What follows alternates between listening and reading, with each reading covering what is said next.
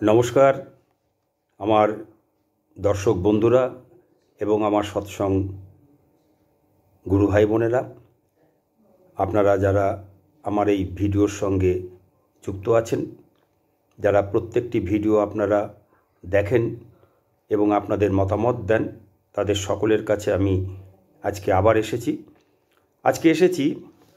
আমি বর্তমান পৃথিবীতে যে অস্থিরতা চলছে, সেই অস্থিরতা নিয়ে সামান্য কিছু একটু আপনাদের সঙ্গে আলোচনা করব, মত বিনিময় করব।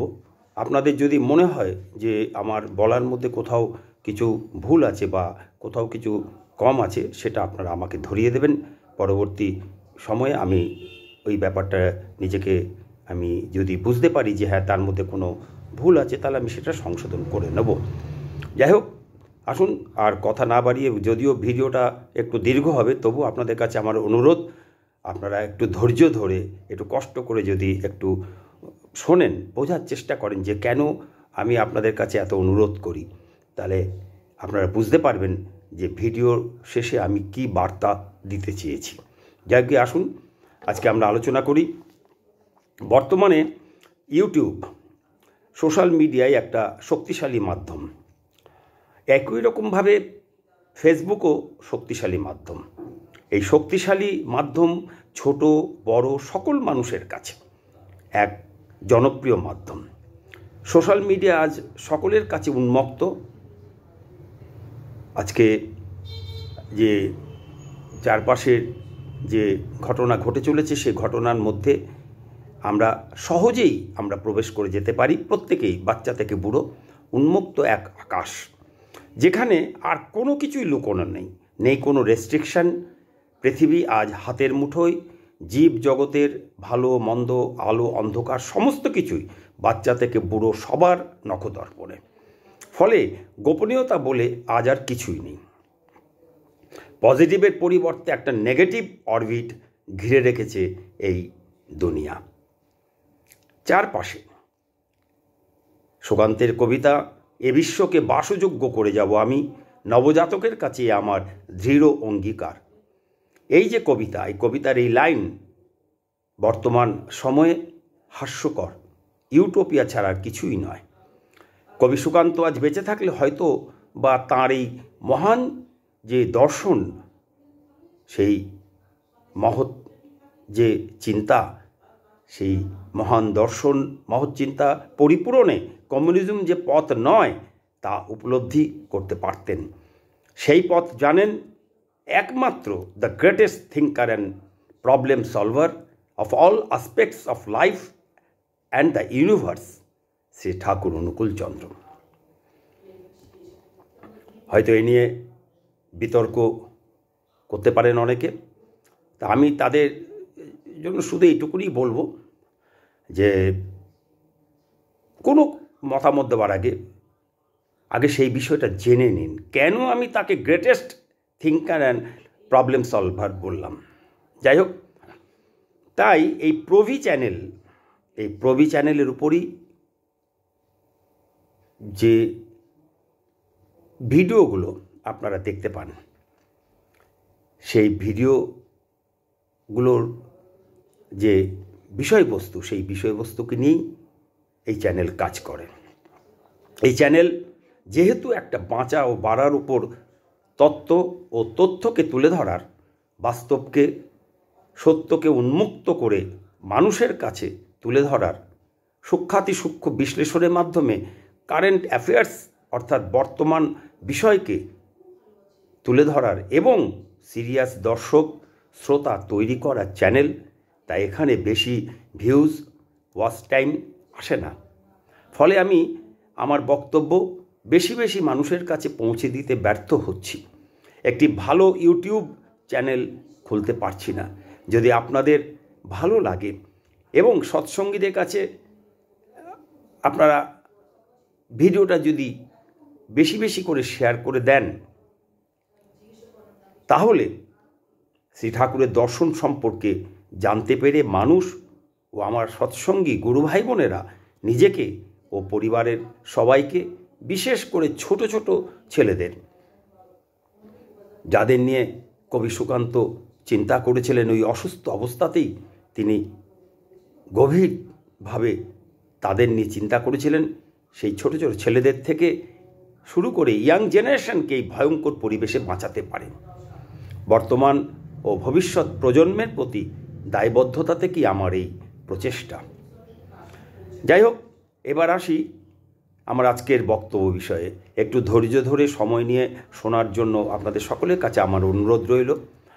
এই বহুদিন ধরে আমরা বিশ্বের বিভিন্ন দেশে একে অন্যের বিরুদ্ধে যুদ্ধ, হানাহানি, কাটাকাটি সোশ্যাল মিডিয়ায় দেখতে দেখতে, শুনতে শুনতে, কাগজে পড়তে পড়তে শ্রী ঠাকুরের বলে যাওয়া কথা মনে পড়ে যাচ্ছে। শ্রী ঠাকুর বলেছিলেন, অদূর ভবিষ্যতে এমন দিন আসছে যে পচা গলা মৃতদেহে পাহাড় ঢেকে ফেলবে গোটা বিশ্বকে। গঙ্গা দিয়ে জল বয়ে যাওয়ার পরিবর্তে বয়ে যাবে রক্তের স্রোত। আকাশ বাতাস ভারী হয়ে উঠবে নারী, পুরুষ ও শিশুদের মর্মান্তিক আর্তনাদে। এই যুদ্ধ, এই হানাহানি, কাটাকাটি দেখেছি ও দেখছি। ইসরায়েল ফিলিস্তিন, Israel Hamas, Israel Hezbollah, Israel Lebanon, Israel Syria, Israel Iran. তারও আগে আমরা দেখেছি রাশিয়া ইউক্রেন যুদ্ধ, তার আগে রাশিয়া আফগানিস্তান যুদ্ধ, আফগান গৃহযুদ্ধ, তারও আগে দেখেছি দ্বিতীয় বিশ্বযুদ্ধ এবং প্রথম বিশ্বযুদ্ধ ইত্যাদি ইত্যাদি। নানা যুদ্ধে, বহু যুদ্ধ পৃথিবীর বুকে হয়ে গেছে, নানা যুদ্ধে বিধ্বস্ত পৃথিবী। সব জায়গায় ক্ষমতা দখল ও ক্ষমতা বিস্তারের ভয়ঙ্কর নারকীয় আস্ফলন দেখেছি ও দেখে চলেছি। সম্প্রতি বাংলাদেশে আমরা দেখলাম বৈষম্য বিরোধী ছাত্রদের কোটা সংস্কারের আড়ালে কি সাংঘাতিক নির্বাচিত সরকার পতনের ছক। আর দেখলাম পট পরিবর্তনের পরে বাংলাদেশের বুকে ঘটে চলা ভয়ঙ্কর অস্থিরতা ও সাম্প্রতিক হিন্দুদের ওপর আক্রমণ। সোশ্যাল মিডিয়ায় এসব দেখতে দেখতে মনে হলো আমরা ক্রমশ ফিরে যাচ্ছি আদিম যুগে। এমন একটা ভয়ঙ্কর পরিস্থিতি, কোনটা সত্য কোনটা মিথ্যা আমরা বিভ্রান্ত হয়ে পড়ছি। কেউ বুঝতেই পারছি না কি ঘটছে, কি ঘটতে চলেছে, কি পরিস্থিতি। সাধারণ ভাঙাচোরা মানুষ, সে হিন্দু হোক, মুসলমান হোক, খ্রিস্টান হোক, বৌদ্ধ হোক, শিখ হোক, জৈন হোক, যে সম্প্রদায়ের, যে ধর্মের, ধর্ম বহু নয়, তবুও বলছি, যেহেতু প্রচলিত একটা ধারণা হয়ে রয়েছে, সেই সমস্ত পৃথিবী জুড়ে সমস্ত ধর্মের, সমস্ত জাতের মানুষের জন্য যে কি ভয়ঙ্কর পরিস্থিতি, আরও ভয়ঙ্কর পরিস্থিতি লুকিয়ে আছে। আগামী যে দিনগুলি আসছে তাতে আদিম যুগে ফিরে যাওয়ার জন্য বিশ্বে আমরা সবাই আমাদের অজান্তে প্রস্তুত হয়ে আছি। প্রস্তুত, আমার গায়ে আঁচ না লাগে ফুরিয়ে যাবে মামলা, এই মানসিকতায়। আজ যখন কোনো কোনো দেশে এরকম ভয়ঙ্কর অরাজকতা, অস্থিরতা ঘটে চলেছে, তখন অন্য দেশের মানুষ ও দেশের ক্ষমতাশালী মানুষেরা চুপ করে দেখে চলেছে বা এই ভয়ঙ্কর অমানবিক যে কর্মকাণ্ড ঘটে চলেছে সেই কর্মকাণ্ডে সহায়তা করে চলেছে। কেউ এগিয়ে এসে থামাবার চেষ্টা করছে না। বিশ্বের সমস্ত বিখ্যাত বিখ্যাত ব্যক্তিরা সবাই মহাভারতের ভীষ্মদের মতো চুপ করে অন্যায়কে দেখছে, অন্যায় হতে দিচ্ছে নানা অজুহাতকে সম্বল করে। পায়েরা যখন মাথার কাজ করছে, মাথারা তখন স্থবির হয়ে বসে আছে কিংবা পিছন থেকে পায়েদের অক্সিজেন দিচ্ছে। ক্ষমতাধর কেউ কেউ বা পিছন থেকে উস্কে দিচ্ছে, ব্লুপ্রিন্ট রচনা করছে ধ্বংসের। যাদের হাতে মানুষকে রক্ষা করার, মানুষকে বাঁচাবার, মানুষকে বাঁচতে দেবার ও বাড়তে দেবার অসীম ক্ষমতা, পৃথিবী জুড়ে এই অসীম ক্ষমতা সম্পূর্ণ মানুষের মানব জাতিটাকেই বা এই পৃথিবী নামক গ্রহটাকে উড়িয়ে দেওয়ার ছক কষছে উন্মত্ত এক ধ্বংসের নেশায়। কারো হুঁশ নেই, কোনো হুঁশ নেই। মানুষ আজ সবচেয়ে ভয়ঙ্কর হিংস্র জীব। মনুষ্যত্বের মূল বুনিয়াদ লুপ্ত হয়ে যেতে আর বিশেষ কিছু বাকি নেই বলে মনে হচ্ছে। শ্রী ঠাকুর একবার বলেছিলেন, তোদের সামনে এমন একদিন আসছে, সেদিন এক মুঠো সোনার বদলে এক মুঠো চাল পাবি না।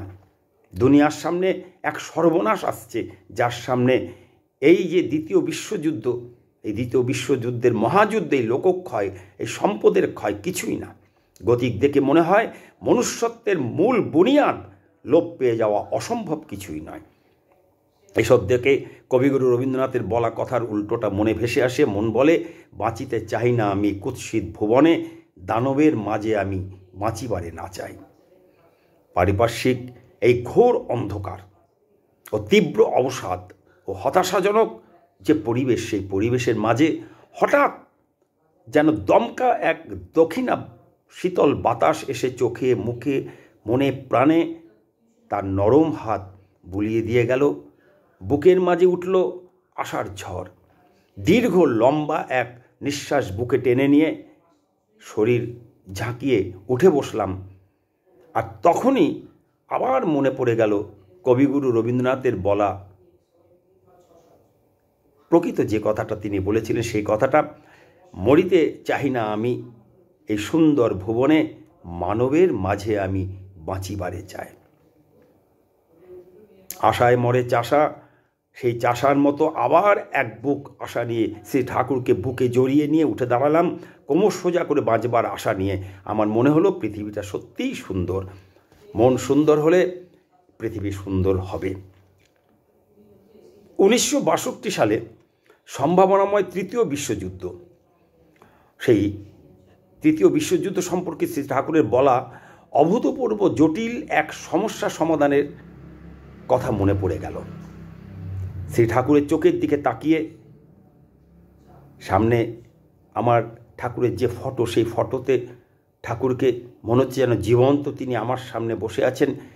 সেই শ্রী ঠাকুরের চোখের দিকে তাকিয়ে অশ্রু সজল চোখে প্রণাম জানিয়ে বসলাম। এই বিষয়ে ভিডিওর মাধ্যমে আমার ভালোবাসার দর্শক বন্ধু ও আমার সৎসঙ্গী গুরু ভাই বোনেদের সঙ্গে শ্রী ঠাকুরের কথা বলবার জন্য। বিশ্বের নানা প্রান্তে, নানা দেশে ঘটে চলা প্রাণঘাতী হামলা, লড়াই, অন্তর্ঘাত, ষড়যন্ত্র, ক্ষমতা দখলের হুঙ্কার চলাকালীন হয়ে গেল আমেরিকার রাষ্ট্রপতি নির্বাচন। 2024 সালের মার্কিন যুক্তরাষ্ট্রের নির্বাচন মঙ্গলবার 5ই নভেম্বর 2024 অনুষ্ঠিত হয়েছিল। রাষ্ট্রপতি নির্বাচনে প্রাক্তন রিপাবলিকান প্রেসিডেন্ট ডোনাল্ড ট্রাম্প পরপর দ্বিতীয় মেয়াদের জন্য বর্তমান ডেমোক্রেটিক ভাইস প্রেসিডেন্ট কমলা হ্যারিসকে পরাজিত করেছেন। আর এরপরেই যে বিষয়টা নিয়ে আমি ভিডিও করতে আগ্রহী হয়েছি, আপনাদের কাছে খবরটা পৌঁছে দেবো বলে বুকে অনেক আশা নিয়ে, আশায় মরে চাষার মতো সেই বিষয়ে আমি আলোচনা করব এখন। তার আগে বলি, আমেরিকার নির্বাচনে জিতে এসেই আমেরিকার প্রেসিডেন্ট ডোনাল্ড ট্রাম্প দ্রুততার সঙ্গে রাশিয়া আর ইউক্রেনের মধ্যে যুদ্ধ থামাবার উদ্যোগ নিয়েছেন, যেখানে তিনি বলেছেন এই সমস্যা নিয়ে তিনি জানুয়ারি মাসে প্রেসিডেন্টের চেয়ারে বসতে চান না। তার আগেই তিনি এই বিষয়ে চিন্তাভাবনা শুরু করে দিয়েছেন, কি করে এই যুদ্ধ বন্ধ করা যায়। আর সেখানে অবাক হতে হয় এই ভেবে যে 84 বছর বয়সে এসে ছোট্ট একটা দেশ বাংলাদেশের ক্ষমতায় অনৈতিক উপায়ে এসে বসেই শান্তিতে নোবেল পুরস্কার পাওয়া মোহাম্মদ ইউনুস তার শান্তি স্থাপনের জন্য পাওয়া নোবেল পুরস্কারের উপর সন্দেহের প্রশ্নচিহ্ন এঁকে দিয়েছেন নিজেই। প্রশ্ন তুলে দিয়েছেন, শান্তিতে নোবেল পুরস্কার পাওয়া একটা 84 বছরের মানুষ জীবনের শেষ বয়সে এসে অবৈধ উপায়ে একটা দেশের দায়িত্ব নিয়েই বহু প্রতীক্ষিত শান্তি স্থাপনের পরিবর্তে অশান্তির আগুন জ্বালিয়ে দিলেন। বিশ্বজুড়ে শান্তি স্থাপনের কোনো কাজ না করেই শান্তিতে নোবেল পুরস্কার পেলেন। আবার শান্তিতে নোবেল পাওয়ার পরও দেশের দায়িত্ব নিয়েও কোনো শান্তি প্রতিষ্ঠার কাজ করলেন না। তার দায়িত্ব নেওয়ার আগে এবং শেখ হাসিনা পরবর্তী বাংলাদেশে দায়িত্ব নেওয়ার পরে ভয়ঙ্কর অস্থিরতা প্রমাণ করে। এই অস্থিরতা বজায় থাকা ও বৃদ্ধি পাওয়ার পেছনে তাঁর কি মানসিকতা। আমি আশা করেছিলাম বাংলাদেশের শাসন ক্ষমতা হস্তান্তরের পর তিনি যখন দায়িত্ব নিয়েছেন তখন দ্রুত দেশটাতে শান্তি ফিরে আসবে, কারণ তিনি 1978 সাল থেকে আজ পর্যন্ত নানা জাতীয় ও আন্তর্জাতিক পুরস্কারে ভূষিত হয়েছেন। 2021 সাল পর্যন্ত ডক্টর ইউনুস প্রায় 145টি পুরস্কার অর্জন করেছেন। এ যাবৎ সারা পৃথিবীর 48টি বিশ্ববিদ্যালয় ইউনুসকে সম্মানসূচক ডক্টরেট ডিগ্রি প্রদান করেছে। ডক্টর মোহাম্মদ ইউনুস বাংলা তথা বাঙালির গর্ব। বাংলাদেশের ছাত্রদের বৈষম্য বিরোধী কোটা আন্দোলন থেকে সরে গিয়ে কপটতার আশ্রয় নিয়ে হাসিনা সরকারের পতনের পর দেশে যখন চূড়ান্ত অস্থির পরিস্থিতির সৃষ্টি হলো, যখন অশ্লীল স্লোগান ও হাসিনার অন্তর্বাস সায়া নিয়ে মিছিল হচ্ছিল, যখন সবার মূর্তি ভাঙার সঙ্গে সঙ্গে রবীন্দ্রনাথের মূর্তি ভাঙা অপমান অপবাদ চলছিল, মূর্তির উপর ভয়ঙ্করভাবে মুক্তিযুদ্ধের দেশকে স্বাধীন করা যিনি রূপকার ছিলেন, সেই দেশের রূপকার আমরা সবাই জানি মুজিবুর রহমান, তার উপর, তার মূর্তির উপর যা হয়েছে আপনারা সবাই দেখেছেন। সেই অপমান অপবাদ যখন চলছিল, যখন জাতীয় সঙ্গীত নিয়ে রবীন্দ্রনাথকে নানাভাবে চরম আক্রমণ করা হচ্ছিল, যখন ভারতের বিরুদ্ধে অকারণ স্লোগান উঠছিল, ভারত বিরোধীরা চরম আকার নিচ্ছিল, তখন শান্তিতে নোবেল পুরস্কার পাওয়া, 9টি দেশ থেকে শান্তি পুরস্কার পাওয়া, ভারত থেকে 10টি পুরস্কার পাওয়া, 48টি বিশ্ববিদ্যালয় থেকে ডক্টরের সম্মানসূচক ডিগ্রি পাওয়া, 145টি দেশ থেকে নানা পুরস্কারে পুরস্কৃত হওয়া এবং বিশ্বের বিভিন্ন দেশের বিভিন্ন প্রতিষ্ঠিত প্রতিষ্ঠানে গঠনমূলক কাজের জন্য তাকে আমন্ত্রণ করে নিয়ে যাওয়া হতো বক্তৃতা দেওয়ার জন্য। সেই বিশ্ববিখ্যাত বিশ্বের মহান পুরুষ ডক্টর মোহাম্মদ ইউনুস তখন কিন্তু এই ঘটনাগুলো যখন চলছিল, তখন কিন্তু এর বিরুদ্ধে টু শব্দটি করেননি। উল্টে কী করলেন? উপদেষ্টা মণ্ডলীর প্রধান হয়েই শান্তির দূত, শান্তির পতাকা হাতে যুদ্ধবাজদের মতো তিনি ভারতের 7 সিস্টার্স নিয়ে ভারতকে ভাঙার হুঁশিয়ারি দিলেন। 7 সিস্টার্স নিয়ে যুদ্ধবাজদের উস্কে দিলেন, যা কোনো দিন পাশাপাশি শান্তিতে বাস করা ভারত বাংলাদেশের সাধারণ হিন্দু মুসলমান নাগরিকদের কল্পনাতেই আসেনি, নামও শোনেনি সাধারণ মানুষ। আজ 7 সিস্টার্স সবার মুখে মুখে মুখে, সাধারণ থেকে অতি সাধারণ, লেখাপড়া না জানা বা অক্ষর জ্ঞান না থাকা গ্রামগঞ্জের মানুষ থেকে একেবারে বিশ্বের সমস্ত উচ্চ পর্যায়ের মানুষ, তাদের কাছে আজ 7 সিস্টার্স একটা বড় প্রশ্নচিহ্ন হয়ে দেখা দিয়েছে। অথচ আজ শান্তিতে নোবেল পুরস্কার পাওয়া মানুষের দৌলতে সবার মুখে মুখে ঘুরছে এই বিতর্কিত 7 সিস্টার্স। আর আজ বাংলাদেশে কি হচ্ছে সবাই তা সোশ্যাল মিডিয়ায় দেখতে পাচ্ছেন। আজ ভারত বাংলাদেশের শত্রুতার ডিম ফুটছে ভয়ঙ্করভাবে, যা দুই দেশের সাধারণ মানুষ, বিশেষ করে দুই দেশের সাধারণ হিন্দু মুসলমান বাঙালি বুঝতেই পারছে না। এই শত্রুতার ডিম ফোটার নিশ্চয়তা সম্পর্কে শ্রী ঠাকুর অনুকূলচন্দ্র 77 বছর আগে 1947 সালে দেশভাগের পরিণাম সম্পর্কে সাবধান করে দিয়ে বলেছিলেন, dividing compromise is hatch of the animosity, যার অর্থ হলো ভাগ করে, এই হিন্দু মুসলমান ভাগ করে করে সমাধান করার মানে। হিন্দু মুসলমানদের আলাদা দেশ, সেই হিন্দুদের আলাদাই, হিন্দু মুসলমান, যদিও হিন্দুদের রাষ্ট্র হলো না, তখন হলেই হয়তো সমাধান সব হয়ে যেত। এই ভাগ করে সমাধান করার মানে শ্রী ঠাকুর বললেন তা দিয়ে দিয়ে শত্রুতার ডিম ফোটানো। যে ভাগ করার বিষাক্ত ডিভাইড অ্যান্ড রুল তত্ত্বকে হাতিয়ার করে ব্রিটিশ হিন্দু মুসলমানের যে একটা ঐক্য ছিল, সে ঐক্যকে ভেঙে দিয়ে, সাম্প্রদায়িক সম্প্রীতিকে খতম করে দিয়ে ভারতবর্ষকে শাসন করেছিল নিজ স্বার্থকে অক্ষুণ্ণ রেখে নিশ্চিন্তে শোষণ করার জন্য। সেই বিষাক্ত ভাগের বিষ ছড়িয়ে পড়েছিল ক্ষমতালোভী দেশ নেতাদের মনে। ভয়ঙ্কর ভবিষ্যৎ যে পরিণতি, সেই পরিণতিকে উপেক্ষা করে শুধুমাত্র নিজেদের স্বার্থকে পূরণ করার জন্য ভারতকে 2 টুকরো করে, পরে তার 3 টুকরো হয়। আর ভাগ করার বিষাক্ত বিষে সর্বাঙ্গীন নীল হয়ে শত্রুতার ডিম ফুটিয়ে চলেছে 77 বছর ধরে ভারত মায়ের 3 টুকরো, ভারত, পাকিস্তান ও বাংলাদেশ জুড়ে। আজ আমরা ভারত, পাকিস্তান, বাংলাদেশের একদম সাধারণ যারা আমরা মানুষ, নাগরিক, হিন্দু, মুসলমান, খ্রিস্টান, বৌদ্ধ, যত সম্প্রদায়ের, শিখ, যত সম্প্রদায়ের আমরা মানুষ, আমরা ভারতবর্ষের মানুষ ছিলাম, তারা আজ পরস্পর আমরা শত্রু হয়ে গেলাম। বাংলাদেশের শাসন ব্যবস্থায় হঠকারিতার মধ্যে দিয়ে সাম্প্রতিক যে পট পরিবর্তন হয়ে গেল, পট পরিবর্তনের পরে আশা করেছিলাম ন্যায়ের পক্ষে, সত্যের পক্ষে, সততার পক্ষে, শান্তির পক্ষে, মানবতার পক্ষে, মনুষ্যত্বের পক্ষে, বিশ্বমিলনের পক্ষে দাঁড়িয়ে যোগ্য লোক, হ্যাঁ তিনি যোগ্য লোক ছিলেন, সেই যোগ্য লোক ইউনূসের যোগ্য বলিষ্ঠ পদক্ষেপ দেখব এটা ভেবেছিলাম, আশা করেছিলাম তার মনুষ্যত্ব বোধের, কিন্তু উপযুক্ত সময়ে তা দেখতে পেলাম না। শান্তিতে নোবেল পুরস্কারে সম্মানিত একজন ব্যক্তির মুখে একজন রাজনৈতিক ব্যক্তির মতো ভারত ভাঙার হুঙ্কার শুনে ও রক্তচক্ষু দেখে এবং বাংলাদেশের বর্তমান সীমাহীন যে নৈরাজ্য, সেই নৈরাজ্য দেখেও তাঁর চুপ করে থাকা দেখে মানুষের প্রতি শেষ বিশ্বাসটুকু চরম ধাক্কা খেল।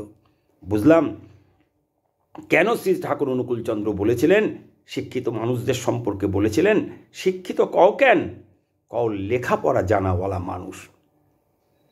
আজ তা সত্যি হলো। তাহলে এই যে মোহাম্মদ ইউনূসের যে এত পুরস্কার পাওয়া, বিশ্বের বিভিন্ন দেশে তার মূল্যবান দেশ গঠনের যে জ্ঞান, সেই জ্ঞান বিতরণের পর তার এই সমস্ত অর্জনের আর মূল্য কোথায়?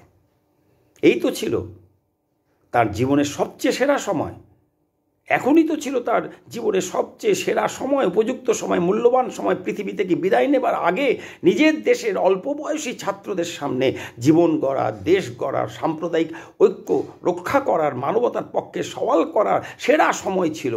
মনুষ্যত্বের যে ভিত, সে ভিতকে মজবুত করে দিয়ে মানুষের মনুষ্যত্বকে লুপ্ত হওয়ার হাত থেকে বাঁচাবার, দেশকেও বাঙালি জাতটাকে বিশ্বের কাছে উঁচু করে তোলার এই তো সুযোগ ছিল, মোক্ষম সুযোগ ছিল তার। এবং বাংলাদেশে যারা নতুন বিপ্লব করেছেন বলে বলছেন, তাদের কাছে সুযোগ তো ছিল।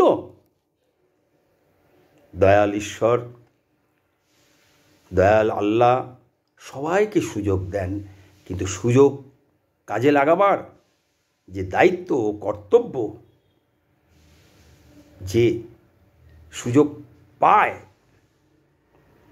সে দায়িত্ব বা কর্তব্য তার, সুযোগকে কাজে লাগাবার দায়িত্ব বা কর্তব্য তার যে সুযোগ পায়।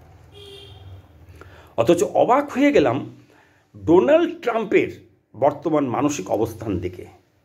আমেরিকার প্রেসিডেন্ট নির্বাচনে জিতে আসার পর ভারতের প্রধানমন্ত্রীর প্রশংসা করে বললেন, পুরো বিশ্ব প্রধানমন্ত্রী মোদিকে ভালোবাসে। ভারতকে একটি মহৎ দেশ এবং প্রধানমন্ত্রী নরেন্দ্র মোদিকে মহামানব বলে অভিহিত করেছেন ডোনাল্ড ট্রাম্প। ডোনাল্ড ট্রাম্প আরও উল্লেখ করেছেন যে মোদি প্রথম বিশ্ব নেতাদের মধ্যে ছিলেন যার সাথে তিনি তার জয় নিশ্চিত করার পরে প্রথম কথা বলেছিলেন। প্রধানমন্ত্রী নরেন্দ্র মোদি একটি পৃথক পোস্টে ট্রাম্পকে অভিনন্দন জানিয়ে তাকে তাঁর বন্ধু হিসেবে উল্লেখ করে এবং ঐতিহাসিক নির্বাচনী বিজয় এই কথা তুলে ধরে তিনি বলেছিলেন, নরেন্দ্র মোদিজি, আসুন একসাথে আমাদের জনগণের উন্নতির জন্য এবং বিশ্ব শান্তি, স্থিতিশীলতা ও সমৃদ্ধির জন্য কাজ করি। কত সুন্দর কথা! একসাথে মিলেমিশে জনগণের উন্নতির জন্য, বিশ্ব শান্তির জন্য, স্থিতিশীলতার জন্য, সমৃদ্ধির জন্য আসুন মিলেমিশে একসাথে কাজ করি। আমেরিকার প্রেসিডেন্ট ডোনাল্ড ট্রাম্প বিশ্ব শান্তি স্থাপনের উদ্দেশ্যে দীর্ঘদিন ধরে চলা রাশিয়া আর ইউক্রেনের যুদ্ধ নিয়ে তার উদ্বেগ প্রকাশ করে পরপর মন্তব্য করেন। ডোনাল্ড ট্রাম্প রাশিয়া আর ইউক্রেনের মধ্যে দীর্ঘদিন ধরে চলা এই যুদ্ধে মানব সম্পদ ক্ষয় হওয়ায় তার আফসোস প্রকাশ করেছেন। এর সঙ্গে বলেছেন, ডোনাল্ড ট্রাম্পের প্রশাসন এই যুদ্ধ খতম করার দিকে ধ্যান দেবে, পশ্চিম এশিয়ায় শান্তি স্থাপনের কাজ করবেন তিনি। এই রুশ আর ইউক্রেনের যুদ্ধকে থামাবার জন্য আমি পরিশ্রম করব, যুদ্ধকে থামাতে হবে। ট্রাম্প বলেছেন রুশ আর ইউক্রেনকে আটকাতে হবে। তিনি বলেছেন, আমি আজ এক রিপোর্টে দেখেছি কয়েক হাজার মানুষ মারা গেছে, এরা সব সৈনিক ছিল, কিন্তু সৈনিক হোক আর শহরে বসে থাকা লোক হোক, আমি যুদ্ধ বন্ধ করার দিশায় কাজ করে যাব। তিনি কয়েকবার বলেছেন যুদ্ধকে বন্ধ করা তার প্রাথমিক কাজ। ইউক্রেনকে দেওয়া যুদ্ধে সৈন্য সহায়তা রূপে আমেরিকার যে বরবাদি হয়েছে, সেই বরবাদি হচ্ছে, তাকে আটকাতে হবে, কথাও তিনি বলেছেন। ওয়াশিংটন পোস্টের রিপোর্ট অনুযায়ী জানা যাচ্ছে ডোনাল্ড ট্রাম্প ফোনে রাশিয়ার প্রেসিডেন্ট পুতিনের সঙ্গে রাশিয়া ইউক্রেন বর্তমান যুদ্ধ পরিস্থিতি নিয়ে কথা বলেছেন। জানা যাচ্ছে দুজন নেতা ইউরোপে শান্তি স্থাপনের উদ্দেশ্যে আলোচনা করেছেন এবং ট্রাম্প রাশিয়া ইউক্রেন যুদ্ধ যত তাড়াতাড়ি সম্ভব থামাবার জন্য আগামী দিনে রাশিয়ার প্রেসিডেন্ট পুতিনকে যুদ্ধকে আর আগে না বাড়াবার পরামর্শ দিয়েছেন। ডোনাল্ড ট্রাম্প রাশিয়া আর ইউক্রেন যুদ্ধ থামাবার প্ল্যান ঘোষণা করেছেন, আর এই প্ল্যানে ভ্লাদিমির পুতিন খুব খুশি। এই প্ল্যান অনুযায়ী ইউক্রেনে যতটা জমি রাশিয়ার দখলে আছে সেই জমি রাশিয়ার অধিকারে থাকবে, আর এই দুই দেশের মাঝে একটা বাফার জোন থাকবে যাতে দুই দেশের মাঝে যুদ্ধ না হয়। এছাড়া ইউক্রেন আর $1 সাহায্য পাবে না। ডোনাল্ড ট্রাম্প বলেছেন এর আগে প্রশাসন আমেরিকা ইউক্রেনের জন্য যে কোটি কোটি ডলার খরচ করেছে তা আমেরিকার জনগণের জন্য করা উচিত ছিল। এই খবর যথেষ্ট আশাব্যঞ্জক। বিশ্বজুড়ে যে রক্তক্ষয়ী যে লড়াই হয়ে চলেছে, সেই রক্তক্ষয়ী লড়াইয়ের মধ্যে জীবনহানি, অশান্তির মধ্যে শান্তিতে নোবেল না পাওয়া এবং একজন আপাদমস্তক রাজনৈতিক ব্যক্তিত্ব, সেই রাজনৈতিক ব্যক্তিত্বের মুখে এই রকম খবর শুনে নতুন করে স্বপ্ন দেখতে ইচ্ছে করে, নতুন শান্ত সুন্দর এক পৃথিবীর ছবি ভেসে আসে, বাঁচার ইচ্ছে করে নবোদ্যমে। এই খবর শোনার সঙ্গে আমার যখনই এই খবর শুনতে পেলাম, সেই শোনার সঙ্গে সঙ্গে মনে পড়ে গেল the greatest politician, the greatest world leader, the greatest perfect problem solver, the greatest messenger of peace, the greatest lover man, সে ঠাকুর অনুকূলচন্দ্র। 1962 সালে এক ঘটনা কথা তিনি কি বলেছিলেন সেই সময়, সেই ঘটনার কথা মনে পড়ে গেল। 1962 সালে সোভিয়েত ইউনিয়ন, যাকে আমরা অনেক সময় রাশিয়া বলি, তখন সোভিয়েত ইউনিয়ন ছিল বর্তমানে রাশিয়া। রাশিয়া ও আমেরিকার মধ্যে কিউবাকে কেন্দ্র করে প্রায় যুদ্ধ লাগে অবস্থা হয়েছিল। কিউবা ছিল রাশিয়ার বন্ধু দেশ। রাশিয়া অর্থাৎ তৎকালীন সোভিয়েত ইউনিয়ন কিউবায় মারণাস্ত্র মিসাইল জড়ো করছিল। এই ঘটনায় আমেরিকা আগাম বিপদের সম্ভাবনায় উদ্বিগ্ন হয়ে পড়ে এবং আন্তর্জাতিক চাপ সৃষ্টি করতে থাকে। এই অবস্থায় দুই দেশের মধ্যে যুদ্ধ লাগার পরিস্থিতি সৃষ্টি হয়। শ্রী ঠাকুর তখন বড়াল বাংলোর পার্লারে বসে আছেন। সেই সময় একদিন আমেরিকান ভক্ত হাউজারম্যানদা ঠাকুরের ঋত্বিকের যে দণ্ড, সেই দেওয়া ঋত্বিকের লাঠিটা দু হাতে দুই কাঁধের উপর ধরে হন্তদন্ত হয়ে ঠাকুরের কাছে এলেন। এসেই গভীর উৎকণ্ঠায় বললেন, ঠাকুর, আর উপায় নেই, বিশ্বযুদ্ধ লাগলো বলে। আমেরিকা কিউবাকে আক্রমণ করার জন্য নৌবাহিনী ছেড়ে দিয়েছে। তা আটলান্টিক সাগরে ভাসতে ভাসতে কিউবার রাজধানী হাভানার দিকে এগিয়ে চলেছে। আমেরিকার প্রেসিডেন্ট কেনেডির নির্দেশেই এই আক্রমণ। এবার কমিউনিস্ট কিউবাকে বাঁচাতে বন্ধু রাশিয়াও নৌবাহিনী ছেড়ে দিয়েছে কিউবার দিকে। রাশিয়া আর আমেরিকা, এই রাশিয়া আমেরিকা যুদ্ধ লেগে গেলে সারা পৃথিবী সেই যুদ্ধে জড়িয়ে পড়বে ঠাকুর। দুদেশের কাছে অ্যাটম বোমা আছে, সেসবের প্রয়োগও প্রায় নিশ্চিত। পৃথিবী ধ্বংস হলো বলে ঠাকুর, পৃথিবী ধ্বংস হলো বলে, টাইগার আর লায়নে যুদ্ধ বাঁধল বলে ঠাকুর। হাউজারম্যানদার কথায় গম গম করতে লাগলো সমস্ত পরিবেশ, পার্লার, সবাই নিশ্চুপ। কিন্তু হাউজারম্যানদার কথায় বিন্দুমাত্র পাত্তা দিলেন না ঠাকুর। এ কথায় আমল না দিয়ে সহজভাবে হাসতে হাসতে বললেন, রাশিয়ার কর্তা তো ক্রুশ্চেভ আর আমেরিকার লিডার কেনেডি। কেনেডির চেয়ে ক্রুশ্চেভ বয়সে অনেক বড়। কেনেডি তো ক্রুশ্চেভের কাছে গিয়ে ভাইয়ের মতো আবদার করতে পারে। এই যে কিউবায় যে অস্ত্র মিসাইল জড়ো করার যে কথাটা আপনাদের কাছে বললাম, যে রাশিয়ার বন্ধু দেশ, সেই কিউবায় মিসাইল জড়ো করছে, এই ব্যাপারে উদ্বিগ্ন হয়েছিল আমেরিকা। তাই আমেরিকা তখন প্রেসিডেন্ট তখন কেনেডি তিনি যুদ্ধজাহাজ পাঠিয়ে দিয়েছিলেন।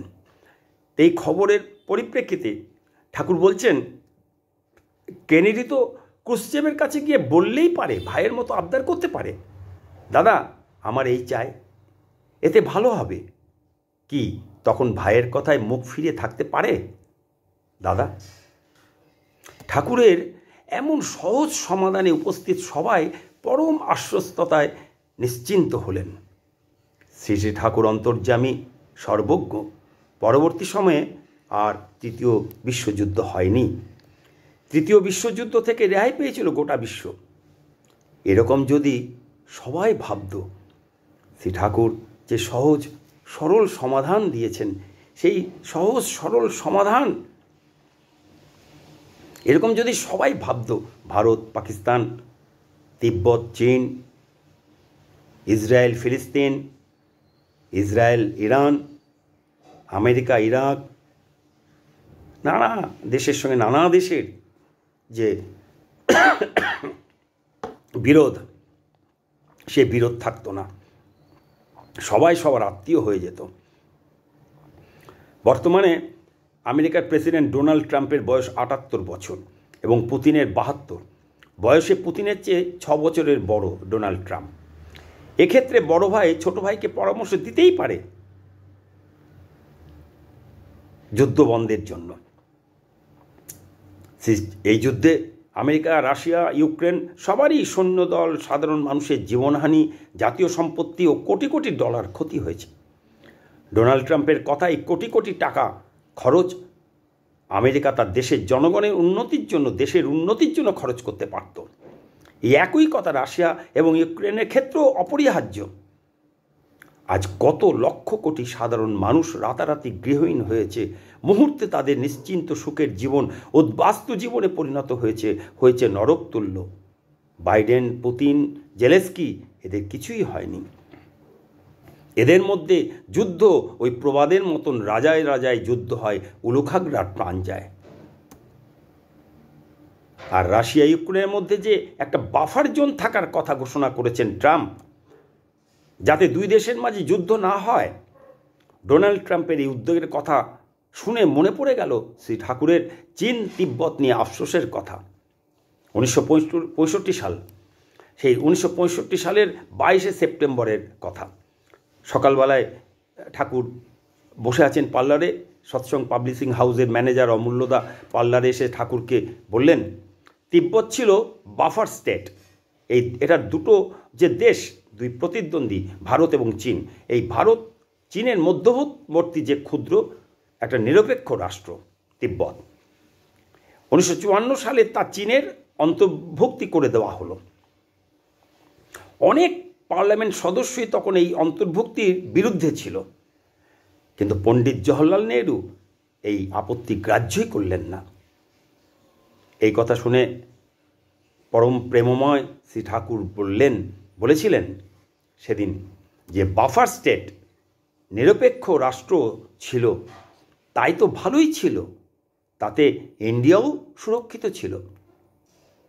পরে অন্য কথায় দুঃখ করে বললেন, খামোকা এইসব গোলমাল, খামোকা দেশ ভাগাভাগি, শক্তির হানি, প্রীতি সংহতির হানি, দেশের উন্নতির হানি, সবের মূলেই দেশ বিভাগ। চিন্তা করলে ঠাকুর বলছেন আমার মন খারাপ হয়ে যায়। আর আজ আমরা দেখতে পাচ্ছি দেশ ভাগাভাগির ফলে শক্তি, প্রীতি, সংহতি, দেশের উন্নতি এই ৭৭ বছরে কতটা হানি হয়েছে। একদিন যে দুটো দেশ ভারত মায়ের একটা অঙ্গ ছিল, যে দেশের জনগণ একই মায়ের সন্তান ছিল, আজ সেই ছোট্ট অঙ্গ এখন দুই অঙ্গ, পাকিস্তান ও বাংলাদেশ। সেই ভারত মায়ের সন্তানরা পরস্পরের কাছে আজ পরদেশী, ভিনদেশী, আজকে শত্রু। এই শত্রুতা বীজ ৭৭ বছর আগেই পুঁতে দেওয়া হয়েছিল সেই দেশভাগের মধ্যে দিয়ে, যা আজও হয়ে চলেছে। তাই ডোনাল্ড ট্রাম্পের উদ্যোগে আজ নতুন করে স্বপ্ন দেখায় হয়তোবা আমাদের কাছে নতুন কিছু বার্তা নিয়ে আসে। সেই বার্তা একদিন ভারত, আমেরিকা, রাশিয়া, চীন, ইসরায়েল, জাপান, জার্মানি, যুক্তরাজ্য, ফ্রান্স, দক্ষিণ কোরিয়া,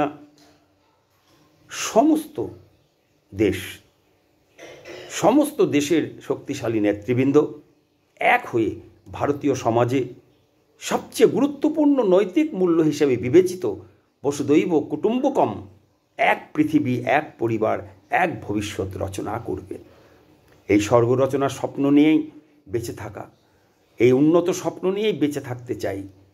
স্বপ্ন পূরণে রামায়ণের সেতু রচনার ছোট্ট কাঠবিড়ালি হতে চাই। এই যে ইউনাইটেড ওয়ার্ল্ড, এই যে একত্রিত পৃথিবী, এই যে বসুদৈব কুটুম্বকম, এই একত্রিত পৃথিবী সম্পর্কে শ্রী ঠাকুর অনুকূলচন্দ্র একবার বলেছিলেন। তিনি পার্লারে বসেছিলেন, তার সামনে অশ্বত্থ গাছ ছিল, সেই অশ্বত্থ গাছের কাছে একটা কাঠের কারখানা ছিল সৎসঙ্গের। সেই কাঠের কারখানায় কাঠের মিস্ত্রিরা কাজ করছিলেন। সেই কাঠের মিস্ত্রিদের পেরেক কাঠের সঙ্গে কাঠের একটার সঙ্গে একটা পেরেক ঠুকে কাঠ জোড়া দেওয়া হচ্ছিল। সেই জোড়া দেওয়া দেখিয়ে বলেছিলেন, সেখান থেকে আওয়াজ ভেসে আসছিল ঠক ঠক করে, সে একটা কাঠ আর একটা কাঠের সঙ্গে যুক্ত করছিলেন কাঠের মিস্ত্রিরা। সেই দৃশ্য দেখিয়ে তিনি সেদিন বলেছিলেন উপস্থিত ভক্তমণ্ডলীকে, ভারতের যত মানুষ আছে তারা এরকমভাবে লেগে যাক ইষ্টের সাথে। ওই একটা কাঠ আর একটা কাঠের সঙ্গে যেরকম আটকে দেওয়া হচ্ছে পেরেক দিয়ে, যাতে কোনো অবস্থাতে বিচ্ছিন্ন না হয়, ঝড়ে তুফানে কোনো অবস্থাতে বিচ্ছিন্ন না হয়, ওই একটার সঙ্গে একটা কাঠ জোড়া দেখিয়ে বলেছিলেন, ভারতের যত মানুষ আছে তারা এরকমভাবে লেগে যাক ইষ্টের সাথে। ইন্ডিয়া হবে ম্যাগনেটিক পুল, চৌম্বক টান, তখন ইউরোপও এসে গুচ্ছ হয়ে তার সাথে যোগসূত্র রচনা করবে, তারপর আরও একটা গুচ্ছ, এভাবে হোল ওয়ার্ল্ড, সমগ্র পৃথিবী একত্রিত হবে। তাই হবে ইউনাইটেড ওয়ার্ল্ড, একত্রিত পৃথিবী। শ্রী ঠাকুর অনুকূলচন্দ্রের সৎসঙ্গ সেই ইউনাইটেড ওয়ার্ল্ড, একত্রিত পৃথিবীর জ্ঞান ভাণ্ডার, আর সৎসঙ্গীরা তার কারিগর। The Satsang founded by Shri Thakur Anukulchandra is the repository of knowledge of the world. Shri Thakur Anukulchandra প্রতিষ্ঠিত সৎসঙ্গ হল জগতের জ্ঞান ভাণ্ডার। আসুন আমরা প্রার্থনা করি যেন ডোনাল্ড ট্রাম্পের মতো সমস্ত বিশ্বের নেতারা এরকমভাবেই ভাবে, এই আশা নিয়ে, এই স্বপ্ন নিয়ে আসুন আমরা স্বপ্ন দেখি একত্রিত পৃথিবী। নমস্কার, জয় গুরু।